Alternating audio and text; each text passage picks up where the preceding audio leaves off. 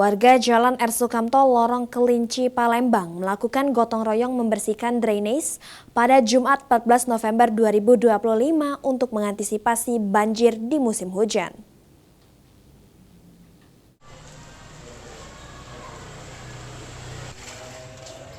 Warga Lorong Kelinci, Kecamatan Kemuning bergotong royong membersihkan sedimentasi tanah yang menumpuk di drainase parit. Langkah ini dilakukan oleh warga karena lokasi tempat tinggal mereka kerap tergenang air, khususnya di masa musim penghujan saat ini. Azari, salah satu warga, mengungkapkan jika gotong royong ini sudah lama dilakukan warga karena untuk menjaga lingkungan agar tidak kebanjiran. Azari berharap supaya gotong royong ini bisa terus berlanjut karena manfaatnya besar, terutama mengurangi banjir dan sampah yang menumpuk. Ini diteruskan kegiatan ini, jangan sampai terputus, kan manfaatnya luar biasa bagi kami.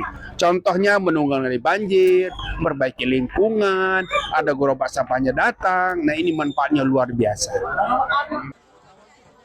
Sementara itu, Lurah Pipa Raja mengungkapkan jika mereka meminta warga rutin melakukan gotong royong dilakukan minimal seminggu sekali untuk mencegah genangan air serta demam berdarah pada musim hujan. Royong ini rutin dilakukan minimal seminggu sekali, namun kami sekarang lebih fokus ke saluran-saluran air, terutama menghadapi musim hujan. Karena diharapkan dengan lancarnya saluran air, potensi air tergenang itu menjadi berkurang.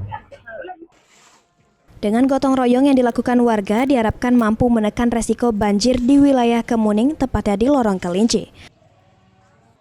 Muhammad Aidil, PAL TV.